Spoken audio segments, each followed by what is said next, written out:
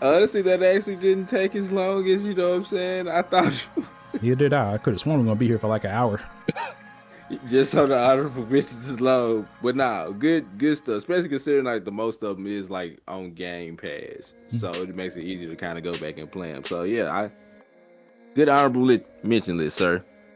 Appreciate you. Thank you. So I guess now we will move into our top tens. What I will do here, because I actually thought about this before we started recording, I'm gonna go first because I want you to give your number one last, if that makes sense.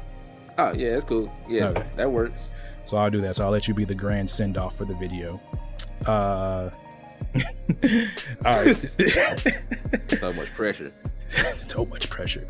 All right, so for our top 10, my number 10, this was a game. This game was actually also on Game Pass. I'm not sure if it's still on there or not. I'm probably going to mispronounce this first word. Eiyuden Chronicle Rising. Eiyuden. So Yeah. they had, I forget if it was last year during the Game Awards or something. They basically had it where there was this game coming out called Eiyuden Chronicles: The 100 Heroes or something like that. It is supposed to be this big RPG, and I was like really looking forward to it. So this is a side game. So this is like a prequel to that game. Pretty much, it's a 2D side-scrolling. I don't necessarily want to say beat 'em up. I kind of say like a Metroidvania style game. Okay. I think I can see that. And basically, you play as this girl who comes from this village of merchants. And every year, when you turn 16, you basically have to go out in the world and find something valuable to bring back to the tribe. A bunch of stories that happened like this before. So she goes to this place where they're building this new city, where they're like, hey, you can find treasure in the mines and we'll give you a bunch of money. Of course, come to find out that the person building the city has no money. She's taken over because her father just died, and she's also 16. She eventually becomes a party member too. And you kind of just go throughout the story and just, unlock this greater mystery. I'm not gonna lie to you, the story's not really, nothing to write home about, but just the gameplay. It's one of those things where it's like, it gives you a list of stuff to collect and do. And when you get done, you're just like, I need to go to the forest and get one more twig so I can craft this weapon or this upgrade. And that's what kind of hooked me. Where I would get done with the main story mission, and I would be like, oh, I'm looking at my side missions, and I'm like, man, I need to go get this one thing, and then I can upgrade my weapon attack. So then that'll add like another 20 to 30 minutes to my play session. But it's pretty fun, straightforward game. Nothing really too difficult. Once I kind of got the combat down, I literally just kind of like blew through all the bosses and everything, even the final boss, which was But as I said, this is a prequel to the game that's coming out. I want to say it's coming out this year. So they may drop some more on that. But my number 10 game of the year, Eiyuden Chronicle Rising. So my number 10 is actually going to be kind of quick because this was actually one of your honorable mentions, and you basically said exactly how I feel about it. So my number 10 is Elden Ring. Like, I get it. You know what I'm saying? I get it for all the Dark Souls and stuff like that. But I'm not trying to play a video game that's going to piss me off, though. Like, I'm not finna pay $70 for a game that's going to frustrate me. You can call it what you want, but yeah. So number 10 is Elden Ring. Like, I understand the hype for it because I was one of those people. We had conversations about it before it came out because we were saying, we're not really Dark Souls people, but just it looked different to the point to where it was just like, okay, it might be a little different, but now still same core concept, So, but yeah, kudos to y'all, Elden Ring, but it wasn't for me. Nah, son. So yeah. Number 10 is Elden Ring. Right. Like I said, well said. All right. So my number 9 is going to be Kirby and the Forgotten Land. I am a big Kirby fan. I just remember memories of me playing Kirby on the SNES, Super SNES, or yeah, the Super SNES. Kirby 64 is one of my favorite games, even though I went back to it a couple of years and I was like, man, nostalgia really colored my eyes on this game, but the music is still good in the game. But yeah, this is actually the first 3D Kirby game we got. And when I say 3D, I mean being actually able to move in all 3D dimensions. Kirby 64 was a 3D game, but it was still like a 2D plane, so you can only move left and right. Yeah. This one you can actually move up and down, and it's actually really good. It is easy. I mean, it's a Kirby game. It's made for kids, you know. They do have like challenge mode, so they do have like a Coliseum I think you unlock after you beat the game. And I also believe there's like a reverse level of all the levels. Just think like all the levels, but like with a purple tint for some reason to make them look harder. But yeah, overall it's a great game. I feel like it's a really good platformer. You know, music is great. The game looks amazing. It's these type of like first party Nintendo games that makes me think how other people can't really develop for the Switch, because you know, you have this Mario Odyssey, Paper Mario, Legend of Zelda. Like, you have these games that look decently well or look good for the system that they're on, but then you'll have other games that come and just can't really, you know, be up to snuff. But yeah, Kirby and the Forgotten Land, if you're a platformer fan, very fun game. I let my 6-year-old nephew plays it, and he got him a Switch for his birthday, and I think he has more than 60 hours since November on this game. It's literally all he plays. And then I remember one day I was coming in and he was like, hey, can you help me with this? It's like, bro, I'm not even this far in the game yet. Oh yeah, he doesn't pass you. I was like, what? I mean, no, look it up online and whatever. But yeah, that's my number 9, Kirby and the Forgotten Land. So my number 9 is Ghostwire Tokyo, which was a PS5 well, not really exclusive. I think it's a time exclusive if I'm not mistaken, but it came out on the PS5 in March, and to be honest with you, I enjoy it because, you know, you just walking around basically a kind of empty yet Slenderman looking demon filled version of Tokyo, but you just basically just walking around. Look, I don't care. They if you look at the gameplay footage, you know what I mean. You just basically just going around finger blasting people with different magic and spells. But I do like the fact though that it uses the controller, you know what I'm saying, to its fullest capability, because you actually got to like do the sign on the touchpad to be able to like do the spells, and the different tension on the triggers that you feel when you are like trying to, you know, take the cores out of the different demons and stuff like that. So yeah, I had a blast playing this game. Now granted, story wise, if we being honest, it really didn't matter. It really didn't pick up until the end of the game anyway, but the game wasn't really that long, so you know, it's a nice little cheap game to play. But yeah, my number 9 is Ghostwire Tokyo. Right. And we will be moving on to number 8. So my number 8, another Switch exclusive.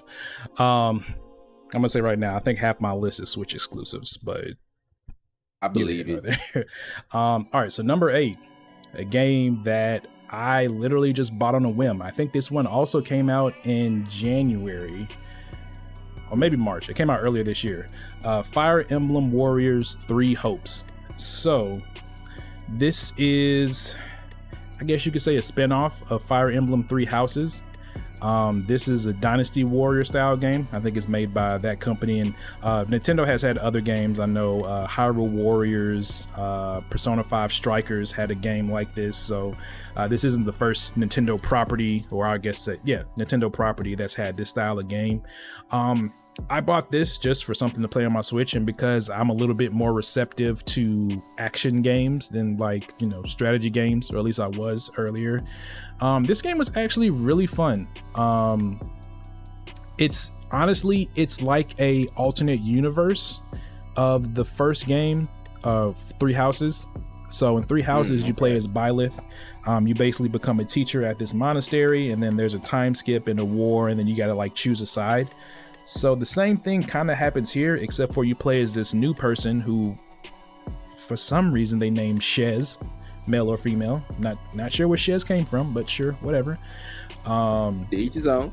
And essentially you and Byleth become enemies, because at the beginning of the game, Byleth saves these 3 students, like the 3 heirs to their thrones, right, from these bandits. So in the beginning of the game, instead of you doing it, instead of Byleth doing it, you do it, and then you you do get killed by Byleth, but then there's this spirit that brings you back to life. Weird, yeah, stuff. But so basically you end up choosing which one of the people you want to go with, and you become their right-hand person, and this war they inevitably get into. It's pretty fair, as I said, for Dynasty Warrior games. If you're a fan of those games, you basically go out on missions. You have your different classes, so you have spear, swords, magic, gauntlets, and then you can put, so you get characters, right? And they have specialties, like, your main character, Shez, is supposed to be a sword person, but you can make them a mage if you want to. They may not have the best stats, but you can, slot them into that. And you could do that with pretty much anybody that you get. So there is fun in that. You have this base that you go back and you get materials for, so you can upgrade the supplies that you can sell, your training location, so you can train more people at a time and level them up faster. Overall, it's a great game. I enjoyed it. The story was pretty good as well. I never played Three Houses, so this is my first time interacting with this story and kind of seeing what happened, even though this isn't a direct sequel to what happened. It's kind of like a what if scenario, but overall I enjoyed it. If you like those Dynasty Warrior style games, definitely check this one out. Fire Emblem Warriors: The Three Hopes, my number 8 game of the year. So my number 8 is a game that we both played, which is Soul Hackers 2. As you know, I've put in a ton of hours. I mean, if we're being honest, any Atlas game I'm probably gonna put in over 80 to 100 hours into. But so basically this is a sequel to, I think the original came out on like Sega Saturn, if I'm not mistaken, or something like that. Yeah, but it's been like a while.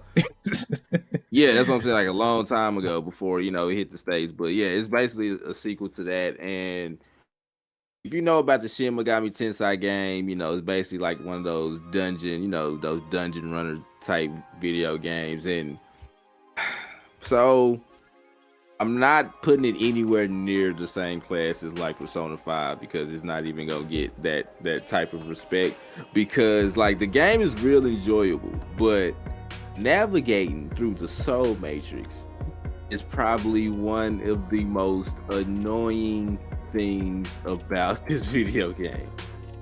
You literally unlock the map as you running around, but it's all well and good till the damn purple. Ayo, you saw how high leveled I was. No matter how high you are, the purple demon on Soul Hackers 2 will kill you every single time. I think you said you probably killed 1 or 2. Barely.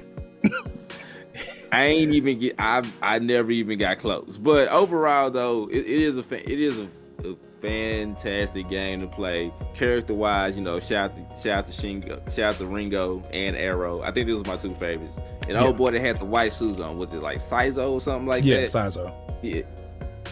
That was probably my favorite out of everybody. But like I said, overall though, once you start like unlocking the story, it's just the problem is, in order to unlock everybody's backstory, you have to navigate through the Soul Matrix. And like I just said earlier, navigating through it can become like such a chore to where it kind of makes you not want to. But if you stick with it and you actually get to the end and beat the game, it's a pretty dang good story until you kind of realize the fact that old girl kind of went full Daenerys from Game of Thrones, because she basically went crazy because the dude that didn't want her.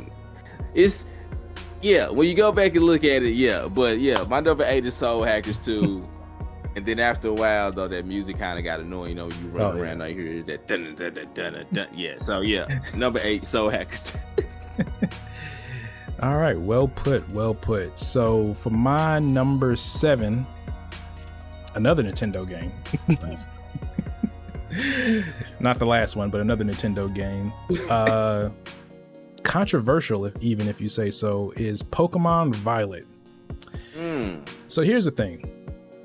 I actually beat this game. Well, the main story. I know there's post-game stuff, but it literally just has you fight the gyms over again, just with stronger Pokemon.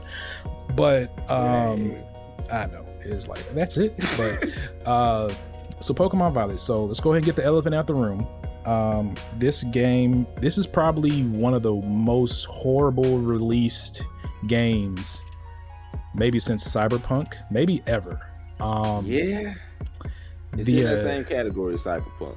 It is the amount of lack of polish that was in this game when it came out. Frame drops. You can clip the camera through almost every service. Like you've probably seen the clips on Twitter and YouTube of all the glitches and stuff in this game. And in all honesty, I think the only reason that game is able to be put out like that is because it is a Pokemon game. I find it very hard to believe any other company or series that can put out a game in this state and still have people say it's probably the best Pokemon game they've ever played. And I'm one of those. I will say, as somebody who played the original, played Gold and Silver, played Ruby and Sapphire, fell off for a little bit, came back with Sun and Moon, Sword and Shield. As an overall experience, this definitely is probably gameplay and story-wise one of the best Pokemon, and probably one of the best final boss fights I've had in a Pokemon game. It probably rivals your fight with Red on Mount Ash in Silver. That's saying a lot. Like the hype that you get, I won't say too much, but if you've beat the game, what I feel like it was, I do feel like this game was probably rushed, because I think they were working on this and Arceus at the same time, I would imagine, since they came out in the same year. The final area for this game, I feel like, is where all the budget went, because that's probably the most detailed area in the game, especially once you get to like the final area where you fight the final boss. Right. My whole thing is, this game is fun. It kind of basically lets you, and it kind of makes sense, right? So you move to this island and you basically get enrolled at a Pokemon school. So like there's an actual school if you want to be like a trainer, Pokemon breeder, whatever. Like it's actually a school just to learn how to do stuff in the field of Pokemon. So how it makes sense that you've set this 12-year-old, I think that's your character's age, kid loose on this island, is they have this thing called a treasure hunt. And they're like, all right, we're going to suspend school. Y'all go out into the world and y'all find out what your personal treasure is, whether it be find your purpose, for lack of better words, which makes more sense than you just waking up one day and going to your professor and being like, hey, can I have a Pokemon and go battle strangers and adults and try to overthrow this evil crime organization? So it kind of makes sense. There's 3 storylines. So of course you got the gym battles that you can fight. You have these Titan Pokemon, which are kind of like raid bosses that you fight. And then you have these, oh my God, what are their names? I forget their names, but it's like these 5 bases that you fight, and all the storylines kind of intertwine after a while, so it kind of makes sense. But I mean, overall, it's great. I do feel like it is time that we get voice acting in the Pokemon game, because facts. This is probably the most funniest stuff I've ever seen in a video game. So there's one of the later gym battles is against a rapping grandma, and she does a performance, but it's just like the music and her words on the screen, and she's just like sitting there, and it's a rapping grandma. It's hella awkward. Like she has like a URL rap battle against somebody before you actually Pokemon battle her, and boy. Wow. Those lyrics were so, I don't know who wrote those, but they were not it. Like they were bad. They were bad. There's you should look it up on YouTube. They were bad. I forget what the lyrics were, but she really thought she was doing something, and they were bad. It's just the fact that they got her rapping grandma on and she's black too. Game in general. Like, just, all right, cool. Just imagine somebody's grandma that you would imagine in the kitchen cooking. Just imagine her with a long gray braid and a fitted hat to the back. Just being a 60-year-old Nicki Minaj. That's terrible. Okay, that's a visual that let's move on. But basically, like I said, for the most part, it's a fun game. I did get used to kind of the quirks and stuff, like the slowdowns, the pop in. Like, I just kind of dealt with it because I was having fun, and you can literally, for the most part, within reason, go anywhere. So, if you're feeling froggy enough and you want to go try to fight the final gym that because it doesn't tell you what order, so I had to look up on a guide because they're all level capped. But yeah, if you want to go fight the final gym, which is like level 50, 60, right after you get your starter, if you can find some way over there, because you got to climb and stuff, you can do it. You're not going to beat them, but it's neither here nor there. But it was very enjoyable. Probably one of the more refreshing Pokemon experiences I've had in a while. I'm really interested to see with Arceus and Violet and Scarlet how they do going forward, because I want to say this should definitely be a wake-up call that they need to do better QA and better development. But this game sold like 10 million in the first 3 days, so what? Yeah, I shouldn't be surprised. Yeah, like it's I think they said it's like the fastest and most selling Pokemon game they've had ever. So I mean, if somebody's paying you $10 million for a broken game, like why would I change it? Let me just exactly wait till next year, give y'all some different starters, put y'all in somewhere else in Antarctica or something. And But I mean, if you're a Pokemon fan, you've probably already played this. If you're somebody who hasn't played Pokemon, I will say this would be a good place to jump into. Just know that you're not going to have the most smoothest experience if you're used to like smooth frame rate and decently looking good graphics. But my number 7, Pokemon Violet, a very enjoyable mess is what I'll call it. So I mean, it wasn't really a mess, but my number 7 is another game that you also had on your honorable mention list, and you kind of basically said the same thing, TMNT Shredder's Revenge. I mean, look, if you grew up in the 90s, you already know about, Turtles in Time, the arcade beat 'em ups and stuff like that, and this is literally just what it made you feel like, just, with the modernized tone. So the soundtrack was amazing. The enemies was ridiculously difficult, like you playing on Super Nintendo all over again. So, yeah, just not to spend so much time on it, since I don't repeat what you said. But yeah, number 7 is Shredder's Revenge, because the fact that you can play with April, Casey, and Master Splinter as playable characters, and hey, Master Splinter was slow, but I think he probably hit the hardest outside of like Raphael though. But yeah, man, between the finishers and the soundtrack, yeah. I had a lot of time, a lot of fun playing Shredder's Revenge, especially with the homies. Now, I will say this, and you can attest to it. When it is like 4 of y'all playing and like it's a bunch of specials going on, there could be times where there's a lot going on screen and you get confused. Yep, sensory overload to the max. But then after, saying everything calms down, you go right back to the fun of it. Exactly. Overall, though, like I said, the Twinks, I think that's the same one that did the Streets of Rage 4 too, if I'm not mistaken. The Streets of Rage 4. Yeah. Might as well give us a final fight next. I'm just saying, like, if you're going to keep bringing games back like this, go ahead and give us a final fight. Actually, Double Dragon, because we ain't going to talk about, like, Double Dragon Neon and, all that came out recently. But, yeah, man, shout out to Shredder's Revenge. Fantastic. It's good to see the Turtles, getting a good video game again, because if we're being honest, it's been a while. Yeah. You could probably say before that their best video game was when they were in Injustice 2. Oh yeah, and I forgot that it was in Injustice. That's telling you. That's all you need to know right there. Exactly. I will also say, random unexpected highlight of my year was fighting Shredder while listening to the Wu-Tang Clan in the background. I think that was Wu-Tang Clan, right? On his first phase. Yeah, it was.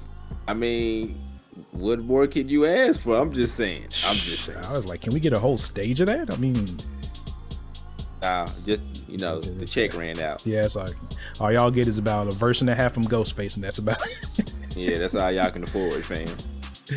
Oh man. All right. My number 6 was one you already mentioned, Soul Hackers 2.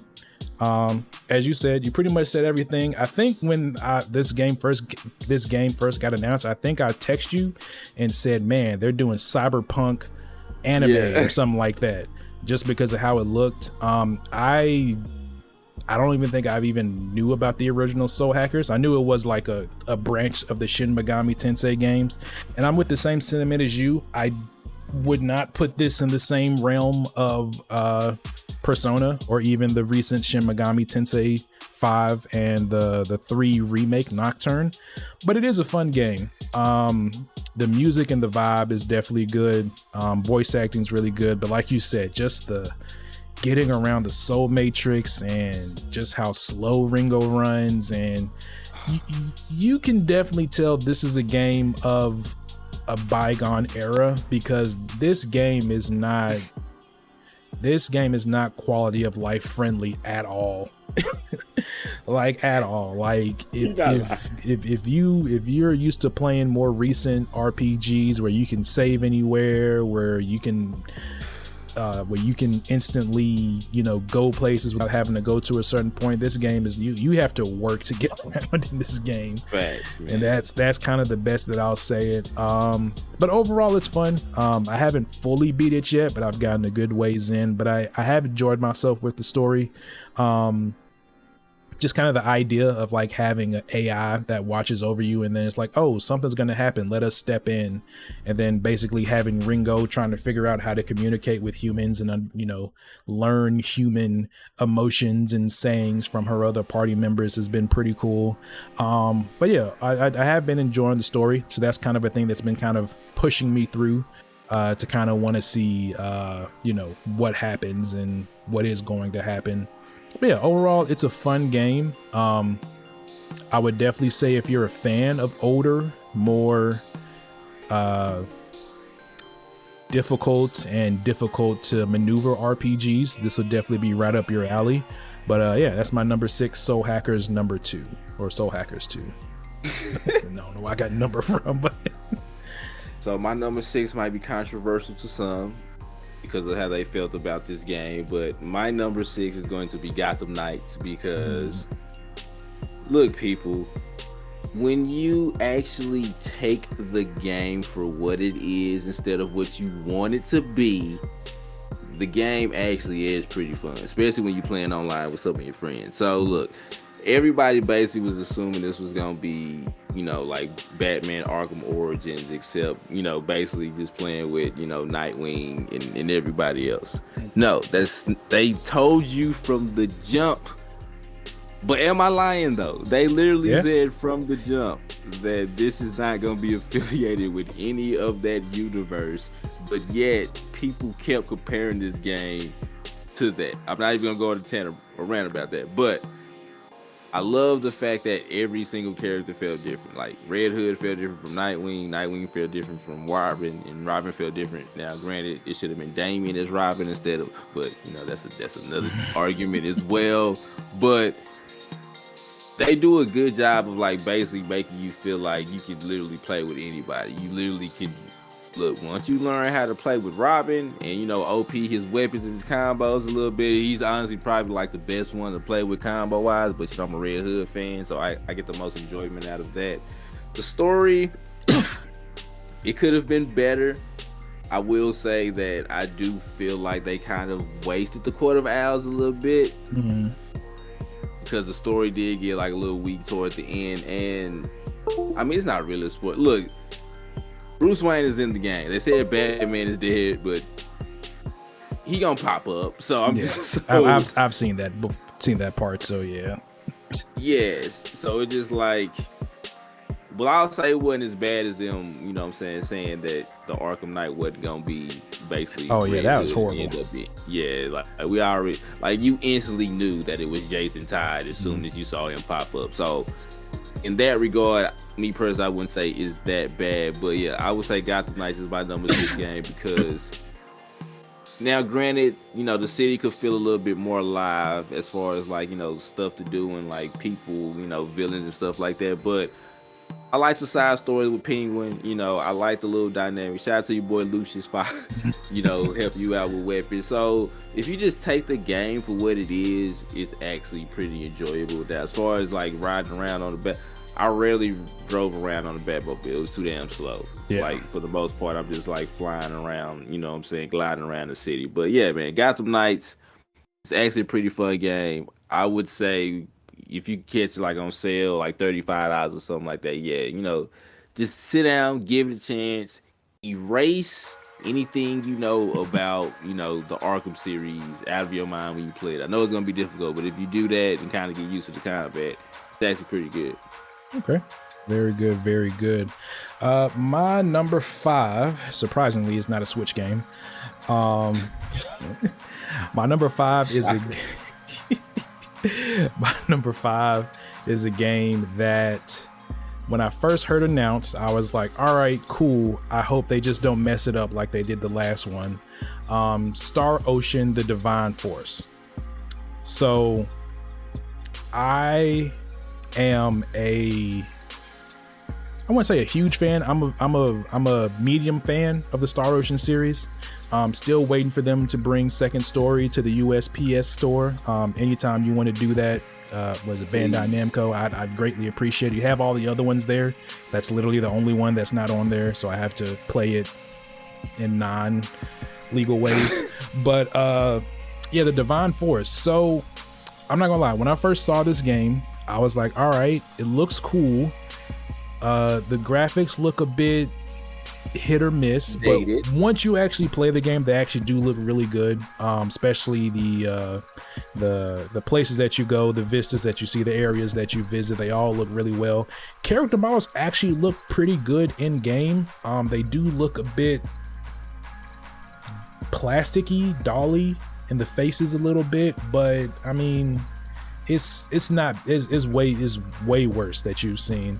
Overall, this is a fun game. They have the Duma mechanic. So essentially how that is explained is it is this robot assistant Siri thing that you find after you crash land, and it basically gives you the ability, for lack of a better word, to just fly around the map. It's not continuous flight, but you can pretty much jump up, you can hover, hold like the R1 button, hover, and then you can just shoot really high up in the air, and then you can just float everywhere. And at first I was like, oh, you know, this ain't really good. No, that's it's kind of like a poor man's version of swinging in Spider-Man, because while it's not as good as that, you just want to climb up to the highest hill that you find, jump off, Duma mid-air, go up even higher, then just float to the ground to where you need to go. It's very fun to get around, and it's good to use in combat too, because you can use it to blindside opponents, which kind of stuns them and lets you get more damage off. The story is pretty, if you've played a Star Ocean game, it's pretty much standard fare. There's technically 2 main characters, Raymond, and then I forget the princess's name, the girl with the purple hair. But you basically play as aside from somebody who's coming from outer space to this undeveloped planet for the most part, and then you're playing as somebody who's a princess in this undeveloped planet, and you're meeting somebody from outer space, and you're like, oh wait, there's actually people that live outside in the stars, and she kind of gets taken into that. But overall, the game is very fun. You have 4 party members, so you can play and switch in between each and every one of them. They have different stats and different weapons, of course, that you can equip for them. It's pretty standard JRPG fare, but it is very fun. I would say if you are a fan of JRPGs and, you know, haven't played it, definitely play it. I'm just glad it's better than, what the hell was the name? Faithlessness and integrity and faithlessness, whatever the name for Star Ocean 5 was. It's horrible. Yeah, I know what you're talking about. It was Yeah, it was abysmal, but overall, it's a super fun game. Music's good, you know. I would consider it like comfort food. You know, it's not the best. It's not, you know, the filet mignon, but you know what you're getting, and you're gonna enjoy it while you're playing it. But that's my number 5, Star Ocean: The Divine Force. So considering how long this video game is, I'm gonna try to keep what I say about it as short as possible. But my next game is Xenoblade Chronicles 3. I'll be interested to see if this falls on your list, but I'm a big fan of the Xenoblade games. I love the second one. Now, granted, the story and the gameplay isn't for everybody, especially the gameplay part, because it can get tedious and unnecessarily difficult at times, but I think I put 120 something hours into this game. I know, but you kind of got to only to get to, yeah. That's the only way you're gonna really beat it, is if you put that much time into it. But I will say this though, like as far as like JRPG games, it is one of the best that I did play last year. And like I said, I'm just a big fan of Xenoblade Chronicles games in general. So yeah, like I said, I'll keep it short because kind of talking about it, I don't really want to spoil nothing, because that's one of them games you really want people to like experience for themselves. Now, I kind of got the hours out of the way because I'm letting you know ahead of time. Once you get started playing this game, it's gonna be hard to put it down, because it does start slow. So it is a slow burn, but once it actually gets going though, yeah, it's you ain't gonna want to get off the ride. But yeah, man, my number 5 is Xenoblade Chronicles 3. I'm not ever going back and playing that game again, because I ain't got an extra 100 hours in my life to contribute to it again. But yeah, man, shout out to Xenoblade Chronicles 3 though. And to be honest, that's probably one of 2 or 3 Switch games that's on my list. Okay, all right, interesting. I'm probably sure we'll be talking more about that in a second. You said it was so much this thing. In a second. My number 4 is a game that I haven't beaten. I do plan to beat, because I do want to see the end of this story. This has honestly got to be the most bad luck new IP franchise that has come out in forever. My number 4 is Horizon Forbidden West. I feel so sorry for Guerrilla Games for both of their games literally coming out weeks or a month before a quote unquote generational game comes out. The first Horizon came out like a week before Breath of the Wild. Yeah. This one comes out like a few weeks before Elden Ring, and also the same year as God of War. And this one is definitely a lot better and more fleshed out than the first one. It's I don't know. I honestly would love to see how this game would have fared if it, you know, had the ability to come out last year or in 2020. But of course, we had the pandemic, so I know that pushed a lot of games and studios back. But I would have loved to see this game basically get its time to shine without having to go up against, you know, more generational games, we'll say. But excuse me. Yeah, Horizon Forbidden West. I enjoyed the hell out of this game because one, I played the PS5 version. Y'all know the PS4 version of Horizon. Well, it was cool, but it definitely, you know, Zero Dawn definitely had some issues when it first came out, and apparently they've patched the mess out of this mug, so now it runs a whole lot better than when it first did come out. But yeah, like you said with Xenoblade, this game is also kind of a slow burn. I think you technically don't get to the Forbidden West until like the first 8 or 10 hours after the game. Which, it takes a while. Yeah, it takes a while, which is cool because, you know, you're kind of refamiliarizing yourself. You're kind of, you know, learning the lore, the story. But then again, it's also like, all right, I was promised a Forbidden West, and now I'm just like in this town trying to get this dude who won't pay anybody kicked out, you know, reasonably. But I do love the game. It's kind of interesting, and maybe it's just me that I noticed that with these Sony first party games of God of War, Last of Us, Horizon, how now they're kind of leaning towards more or less you having your main character and then your main character having like a sidekick, for lack of a better words. Companion. Yeah, companion, because I know in this game, you know, you have your base and then, you know, you can have other characters come with you in other games, but it was fun. Combat's definitely great.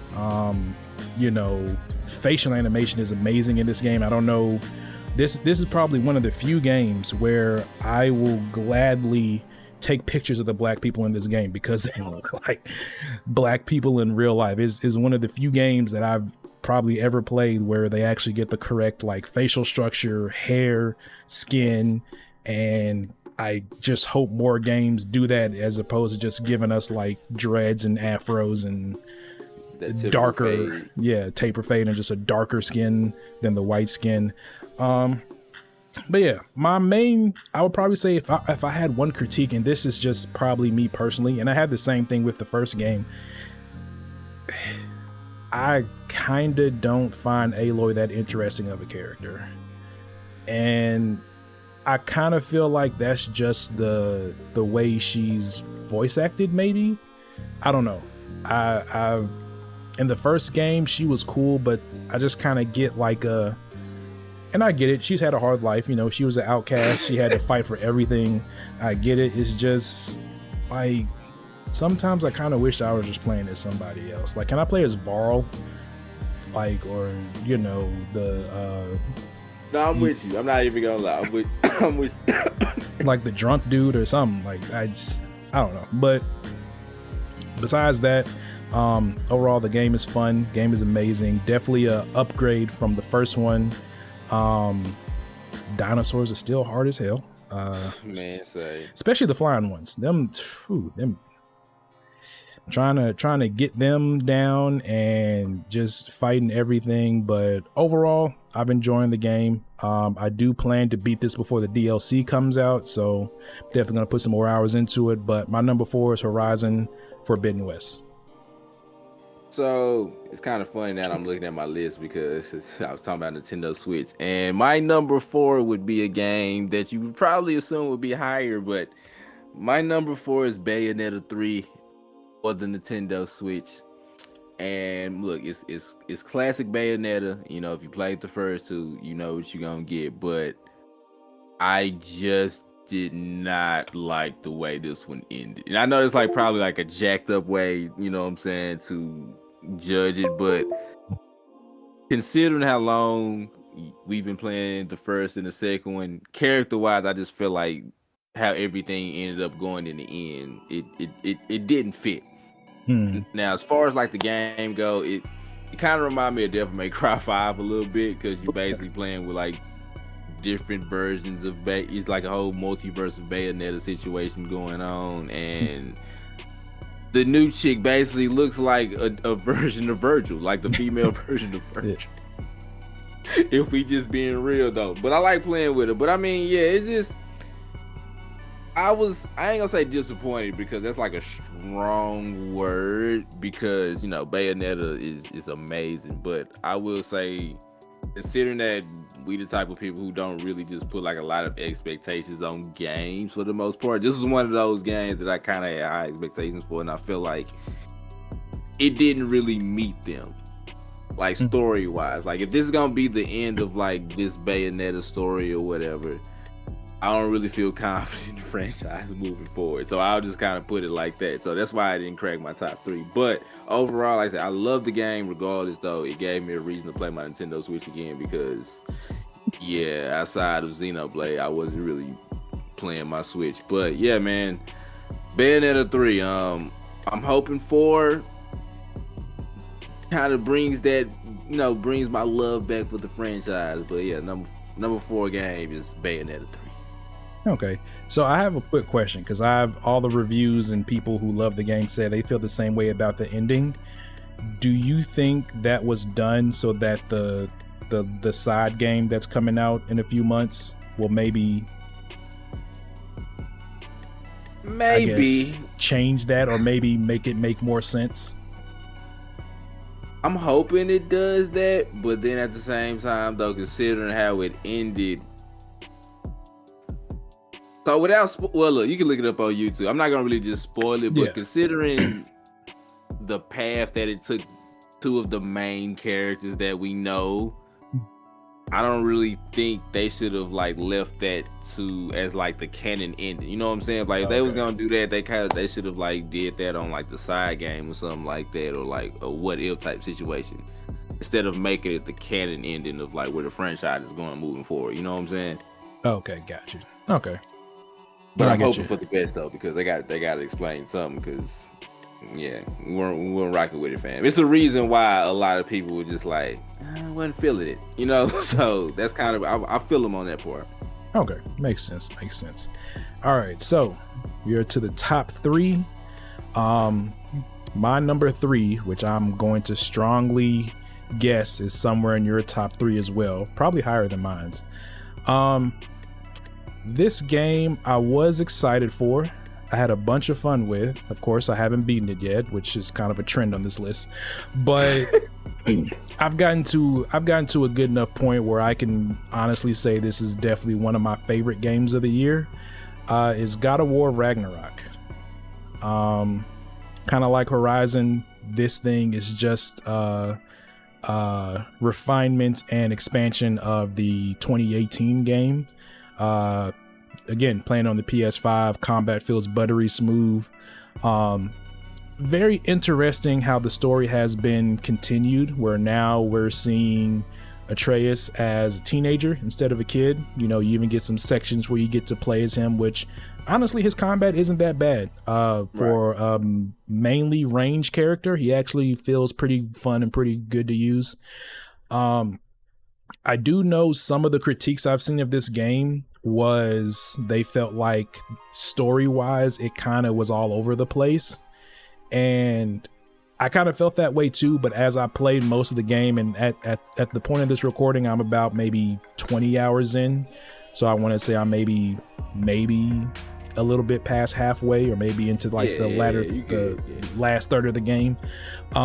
It makes sense because you're essentially following Atreus, and what is Atreus? He's a confused teenager that has no idea why he turned into a bear and almost killed his dad a few times, and what his true purpose is. So for me, that makes sense if you get that out of this game, where it's like, man, this story doesn't feel like it's going anywhere. It feel like it's just hopping around. Where it's like, well, I mean, when you were a teenager, you were kind of the same way. You didn't know what you were doing, you're just doing what your dad told you. And you got to imagine now that he finds out he's Loki and supposed to be the savior for his race, like he's got to try some stuff out. So it definitely makes sense. I will say this game definitely does feel a bit long-winded.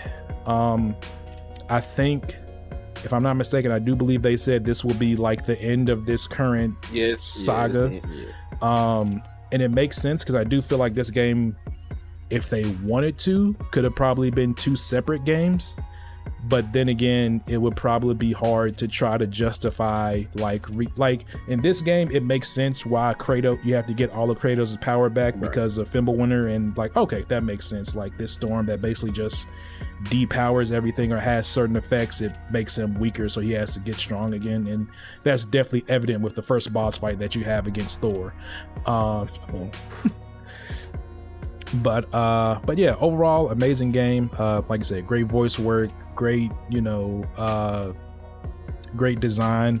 Again, it is a linear game, so as I said, I think the length is a little bit much, and maybe why I've put it down for a little bit, because after a while it's just like, all right, there's only so many corridors and so many favors I gotta try to figure out and do until I kind of just want to take a break.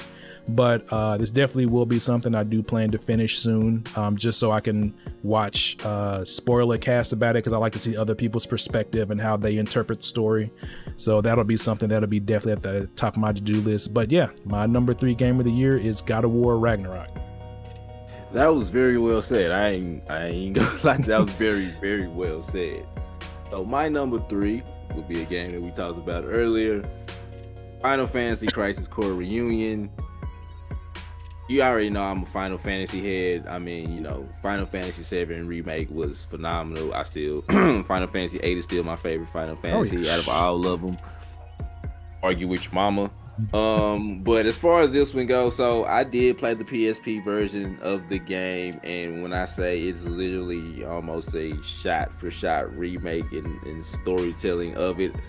Obviously, you know, they're adding some things to kind of, you know, connect it to, you know, the Final Fantasy 7 remake, because, you know, obviously they changed that story. But Zack is definitely real integral to the overall story. I don't see, since you never played, you know what I'm saying, I don't really want to say too much and give it away, because once you like see it, it'll kind of all start, you know, kind of start to make sense. So I don't want to give it away, but I will say, like, once you start to get deep into it and like start to see Zack's story, you might want to change the audio, because that "oh yeah" is going to annoy you like for a minute.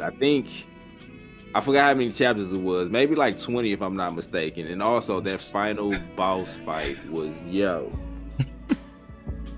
was a bitch. That's like really the only best way you can describe it. It literally takes any and every ounce of you to beat this final boss. But combat wise, you know what I'm saying, like I said, it's basically the Final Fantasy 7 remake. The DMV, which is the little slot machine thing, you know, on the top left corner, I will say, and probably because I'm older now, it didn't annoy me as much as it did on the PSP version, because the effects, it benefits you a little bit more than it did back on, because on the PSP version sometimes whatever it land on, it'll add more enemies, or, you know, it'll actually help the enemies out. Okay. This, you know, it'll do that every now and then, but on this one it's basically more to help you out in a battle. Yeah. Like all the status effects is mostly to help you. But yeah, man, I missed the OG voice actor for Zack, because Zack sounds so whiny at times. And you know what it reminds me of? Mm-hmm. It reminds me of when Naruto was trying to bring Sasuke back to the village, and like I said, you still early in the game, so you don't understand it right now. But once you start getting deep into the story, you'll understand exactly what I mean by that. So I'm gonna just kind of stop it right there, because like I said, if I keep saying more, it'll kind of like spoil some stuff for you. But yes, my number 3 game is Final Fantasy Crisis Core Reunion for the PS5. It is amazing. But goddamn, Zack. I know, right? And like I said, I just recently started playing that, but I'm definitely sure if I would have played it when it first came out, it definitely would have been in my top 10. And I'm only like maybe 3 or 4 hours in. All right, so top 2. So my number 2 is actually a game you just recently mentioned, Xenoblade Chronicles 3. So I have thoughts about this game.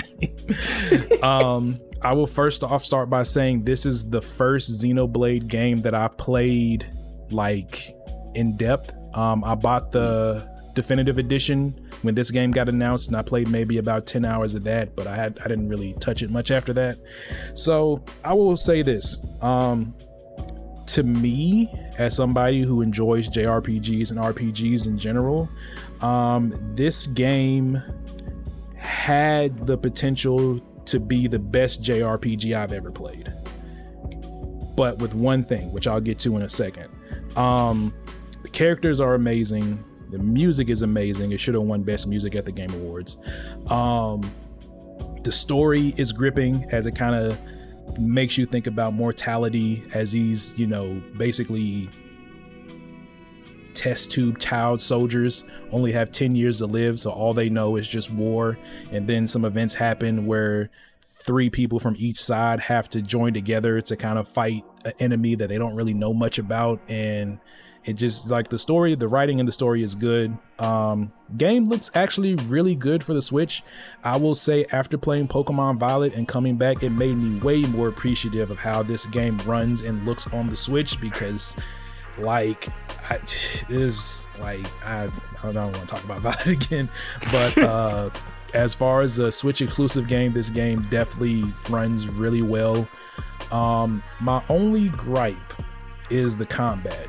Now, when it comes to the combat, I'm more of the line of either you have your action RPGs, your turn-based. This game combat is like an MMO, so it's like you get auto attacks. Once your auto attack builds up, you get to do special moves. Then you have your supers, and then in this game they have the fusions as well, so you kind of fuse two characters together and they can do their moves. I've said probably after about the first 20 hours, I'm about 45 to 50 hours in it, maybe more than that. After about my first 10 to 15 hours of playing this, I was like, all right, I get the combat, I understand it, I actually like it to a certain extent, but I feel like if this game had the combat of Final Fantasy VII Remake, it would make it the best game ever. And the reason I say that is because when it comes to like combat, for lack of a better word, you really only have control over your character. So you have your attackers, you have your defenders, and you have your healers. And then you have like a seventh party member, which is like different characters you can unlock throughout the story, but you can't control them, the computer controls them. So I'm like, all right, I'm playing as my defender, and their job is basically to take aggro away from your other characters. So like the monsters are hitting you. Well, I'm like, all right, I'm a defender, I done put my buffs out, I done did whatever. Oh man, I'm low on health, I need healing. You have to hope that the CPU will heal you, instead of being able to pull up a command and be like, hey CPU, do your healing attack the next time it's available, or being able to switch to it. And then if you do want to switch to the healer, you got to remember who you got as healer, because remember, you got 6 characters on the field, they all fighting at the same time, and they're always in order. So you got Noah, Mio, Senna, Lance, all that. So if you're like Senna, who's at the end of the list, and Noah's a healer, you got to switch all the way back over to Noah without the game pausing, and hope that you don't die before you can help. Well, 1, hope that his attack is up to use, and 2, hope that you don't die before he cast it. So that's really my only gripe, and it's more of just a personal preference thing. Like, I just wish I had more control in combat to tell my characters what to do, or to be able to dictate what they do, because it's kind of annoying where I'm like fighting a boss and I'm beating the boss butt, and then they go into their second phase, or they get their little juiced up mode, and then they wipe out my 2 healers. And the thing about it, the healers are the only people that can revive people. You just go up to revive people and hold A. So you would think it's like, all right, like anybody should be able to do it. No, only your healers can. So if all of your healers are dead, you can't revive nobody. And I'm just like, I guess I'll do this fight over again. But besides that, if you are a fan of that combat style, it's akin to like Final Fantasy 12 and Ni no Kuni, the first one. It's kind of like that. So if you're used to that, it's perfectly fine. Tons of upgrade options, tons of classes that you can mix and match, and different things to kind of kit out your characters.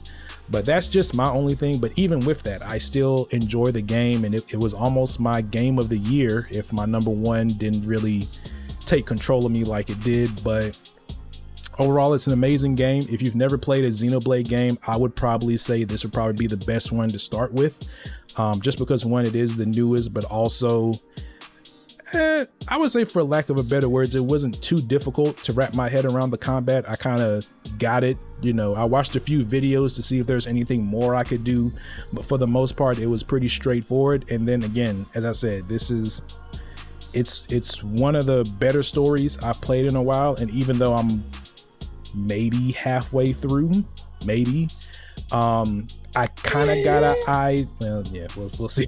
Close. I got an idea where the story is going, and if it's going where I think it's going, then I'm really interested to see what like the latter half of this game is going to look like. But my number 2 game of the year is Xenoblade Chronicles 3. So my number 2 game is also a game that you recently just talked about, and I basically almost echo the exact same sentiments. My number 2 is Horizon Forbidden West, and I mean, I'm pretty sure you already know what my number 1 is just off of that alone. But so I agree with everything you said about Horizon, because the reason why it's honestly not my number 1 is because I don't really see too much character progression like from Aloy. Like, by the end of the game, I still was just like, I still don't really like, I understand, like you said, you had a hard life and you found out some things and stuff like that, but after a while though, you get tired of hearing I have to go save the world. So that's why, you know what I'm saying? Yeah. Like you get tired of that. Like that's not an excuse you can keep using anytime your friends or people like try to help you or get close to you. So, and like you said though, I know it's a preference, so I know that probably sounds like a weird reason, but like when you playing a story game, especially like a game like that that's built off the story, the combat is amazing. Like especially toward the end of the game, once you kind of unlock certain things that I don't understand why it takes until the end of the game for you to be able to use this. But once you unlock it, it makes traversal a whole lot better. But yeah, man, it's just like I said, I echo everything. Combat is great. It's just the fact that all the other side characters is more enjoyable than the main character to me. Like she has this savior complex. And like I said, I understand, but you have people who actually are willing to help you and die for you, and you keep shutting them out, and I will say this though. Angela Bassett did an amazing job in this video game. And also the character design of her character, it really just her people in general was amazing. So yeah, voice acting, fantastic. Can't beat it, you know what I'm saying? But yeah, just Aloy, she just annoys me when she shouldn't. You know what I'm saying? Like once you think you like, okay, you start to see, you know what I'm saying? She finally, nope. Or it takes for something to happen and then, just like how most people do. But yeah, just the game is great. I mean, you know how many hours I put into that game. Yeah. Once they add this new, once they add the DLC, I will definitely be going back and playing it. But yes, the thing that kept this from being number one, despite what my number one is just, yeah. Her being her is the main reason why I just couldn't make it my number one. It's just because like after a while you just be like, all right, I'm sick of you. You know what I'm saying? So yeah, that's why that's my number two. But yeah, Horizon Forbidden West, I love that game to death. But hopefully by the third one, and one time for Lance Reddick, because that man needs his flowers for everything. He was the only good thing about that Resident Evil Netflix show. But, you know what I'm saying? His character is Silas on Horizon. Yeah, he did his thing, man. So, yeah, one time for Horizon Forbidden West. I feel like we should get our own side game with him as DLC or something to see. To be honest, because the way the story, yeah. You know what? Depending on how this DLC go, they can take that idea. That would be definitely good. All right, so my number one game of the year, I would say my favorite game of the year, and it's a little, I don't want to say it's weird. It's a little bit of a left field for me because I do enjoy this game. I did enjoy a series. I played the first two games in the series. When this game was first announced, I was like, all right, cool. I know I'm gonna like the gameplay, but I'm not sure how this art style is. And I bought it, I played it, and it's one of those games that I plan to play for the next few years, as long as they keep adding DLC to it. It's Ollie Ollie World. So I'm a big avid Ollie Ollie fan. I'm kind of a low-key skateboard fan, play the Tony Hawks growing up. I never could skateboard in real life. I tried once when I was like 11, 10, got on the skateboard, instantly fell on my ass, and I was like, nope, not for me. I'm good. I'm good. I will watch people skateboard, and I will play video games and watch videos, but no, the actual thing, no, not at all. So Ollie Ollie World. I was super excited when this game got announced.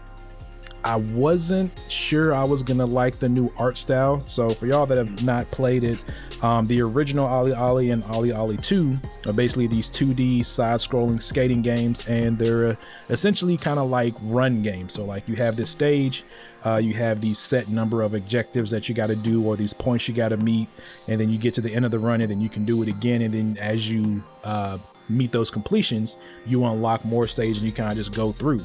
So this game is like that, but they actually added a story, which it was okay. It's about, you know, meeting these skate gods and doing all this and busting all the tricks. So pretty standard fare. I wasn't sure how they were gonna improve the gameplay from the first two games, but boy, did they do it. They've added different areas, I guess you can go. So on some stages you can hit the X button and you can go like left or right, and it'll take you to different parts of the stage. Tricks are better. The music is amazing. If you've played the first two games, it's like that lo-fi boom bappy rap type stuff. Like I have the whole Ollie Ollie 2 soundtrack as a playlist on Spotify. That's how great the music was for me. Oh, wow. This one is just as good, if not better. And then in this one, they actually add customization. So you can like create you a character, little 3D semi chibi cell shaded character, and then go out there and then break your virtual bones so you don't have to do it in real life. But it's a very fun game. They do have 2 DLCs that are out that I would recommend, because they give you different kind of areas and kind of different stage trappings and things to use. But it's honestly one of those games that it just feels good to play. Like, you know, sometimes you play video games, whether you play like online shooters, you know, Madden, 2K, FIFA, what have you, you kind of play them, you stress out. This is definitely a chill game that you feel like you're doing something, but you're also like relaxing. It's kind of like a video game meditation, I would say. But yeah, I would advise anybody who has not tried it or wants to try it, definitely buy it. I don't think it's that much. I think it's maybe $20, $25, maybe $30, if that, if it's not on sale. But yeah, my number one game that I've like loved the most out of any other game this year is Ollie Ollie World. I would say I'm surprised, but knowing you, not really though. So it's not really too out of left field. Yeah, I will also say this game, when it came out, was basically my melatonin every night. I went to sleep for like 2 months. So I mean, like I said, you probably guessed after what my number 2 was. My number 1 is a game that you mentioned earlier. It's God of War Ragnarok. I mean, even when after the end of the 2018 game, considering what happens, you know, at the post credits or whatever, considering that Thor basically pops up at your front door, the expectations was already gonna be through the roof, because ain't no way that you can name a game after Ragnarok and not deliver. And to be honest with you, this game definitely delivered. Combat wise is basically, you know, 2018 just more polished. Once you learn how to switch, you know what I'm saying, between the blades and the axe, you know what I'm saying, in between combat, and learn how to exploit the enemy's weaknesses, oh yeah, like the combat definitely, you know what I'm saying, revs up to 10 after that. Story wise, so I love your interpretation of the story, because to be honest with you, Trey, it's annoyed me 90% of the game. I understand the motivations.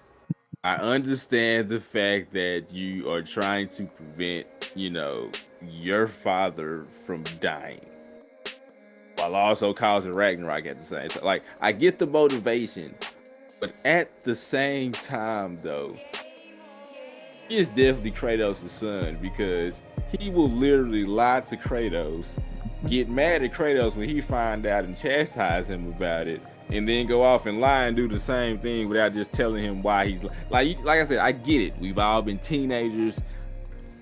Cool. But our lives wasn't possibly leading to the end of the goddamn world either. You know what I'm saying? So that's definitely true. That is definitely true. I love the portrayal of like all the gods. Yo, Odin's a fool. You know what I'm saying? I love the way Odin is portrayed in this. You know, Thor. This is not your MCU version of Thor. Like none of the gods, to be honest. Like I said, combat is great. Better. I love the characters. He's like, what? I said this Thor is better, and may I also add, he does aim for the head. Yo, the beginning of the game will make you literally think that you did something horribly wrong, and I'll just leave it at that because shout out to Thor in this game. That's really the only way you can describe it. But you know what I'm saying, just going between the different guys, and the fact that they did announce that this would be like the end of, you know, this particular storyline. Like I said, you haven't beat it, so it's only so much I will say. But if that is gonna be the case, wherever it goes, it'll be in good hands. You know what I'm saying? Just shout out to Freya, because if you know what happened to Baldur at 2018, you want to talk about somebody who got some amazing character development in this game?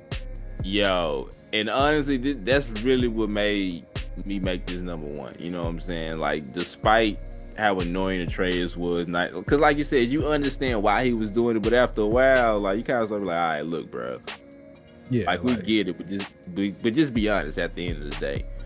But I do like the relationship and the dynamic between like Atreus and, you know what I'm saying, Mimir, and, you know, like the dynamic between like all the characters in general, though. It's just amazing to see how the relationships like progress from the 2018 game to this one.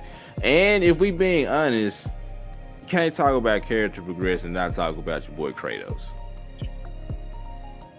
Because when you think about the OG Kratos, you know what I'm saying, from the original trilogy to how he was in the 2018 game, and seeing how in this one he's basically literally doing everything he can to just like be a good dad and to keep his son from making basically the same mistakes that he made. Like I said, it's a simple story, but once you think of, once again, this is what I mean when I say when you're invested in characters, you know what I'm saying, you want to, this is the difference between like basically the end of Bayonetta 3 and how I felt about like this game. You see what I'm saying? Like this felt more inclined to like, you felt like you got a payout for being a part of the journey. I didn't really feel like I did that at the end of Bayonetta 3, but like at the end of this game though, considering like how the stories like went for all the main characters involved, like I don't want to say too much because you ain't like beat it, but it's just the fact that you feel like, okay, so whenever the next game come out, you can kind of see whenever it does start and everything kind of come back around, everybody will be in a different place. But like you said, it really wouldn't be no point for anybody to be losing powers at this point. You know what I'm saying? Like everybody should be in a situation to where like when they come back, it'll be like great, because I actually enjoyed the time, you know what I'm saying, that you spent playing with Atreus by itself. Like I did like the split. Now sometimes it was kind of was away from Kratos a little bit too long. Because after a while it's like, all right, I'm tired of going around with Atreus, getting on my nerve. But picking fruit and stuff. Man, don't even get me started on that. The boss fight is what saved that level. I will say that.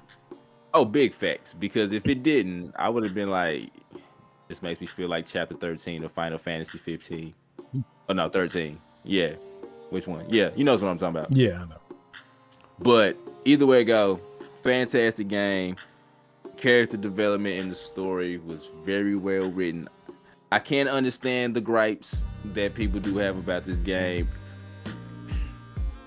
Puzzles. Oh my God. Now look, I know God of War has always had puzzles, but the unnecessarily difficult level of these puzzles on this game is ridiculous, especially because it'll happen in like the main mission or like either right after or right before a boss fight.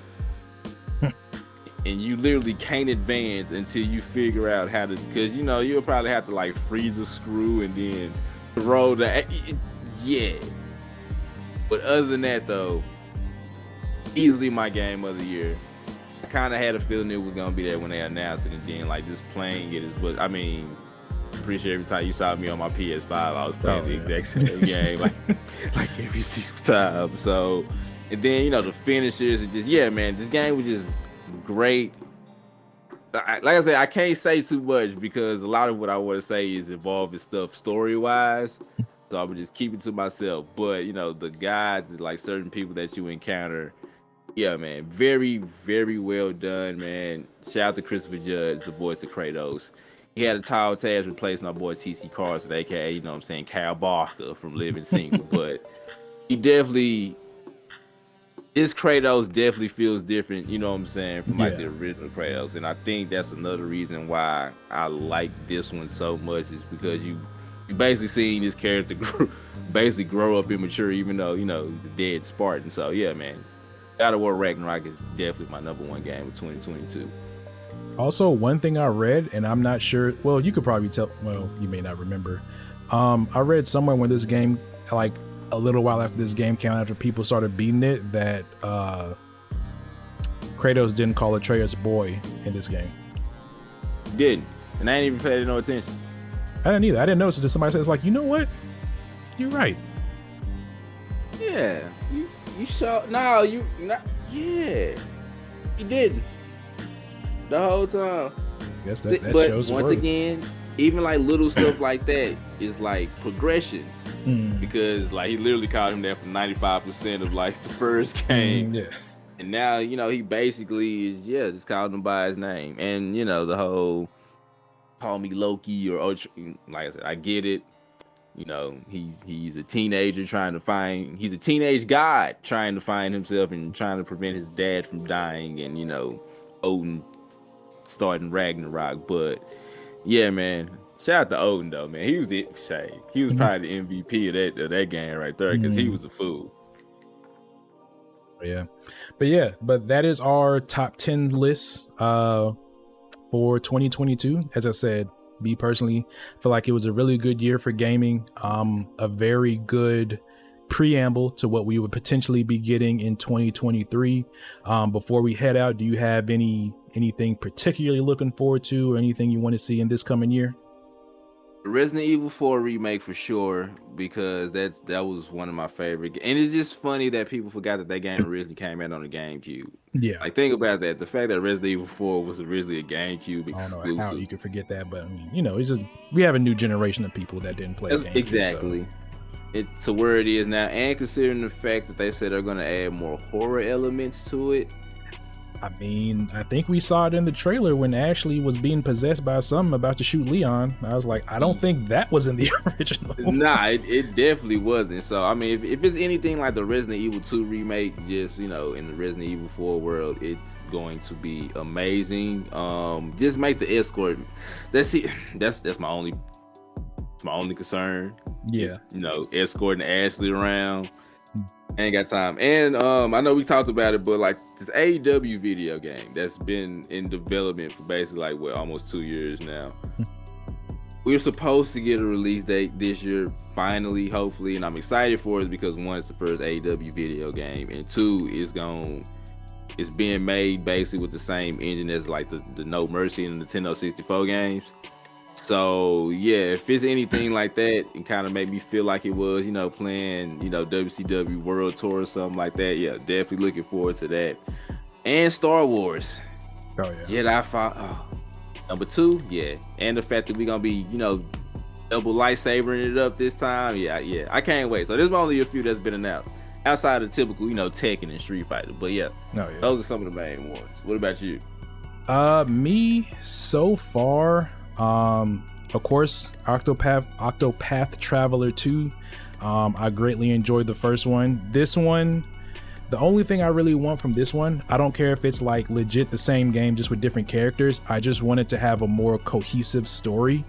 The first one, It kind of did, but then again, it really didn't. And the only way that you got like that connective tissue is that you had to do this dungeon battle at the end of the game to get the true ending, where you basically had to fight all 8 of the main characters' bosses back to back without dying, then go fight the final boss, who has like 2 or 3 different, like I saw somebody literally stay up 2 days straight trying to beat that on Twitch when the game came out, and I was like, what? Yeah, I can't. I get it, but then again, I'm just like, nah, that's not for me. So hopefully, like, this game can have that too. I just want it to where it seems like you actually have a party of characters when you do their stories, but we'll see. Right.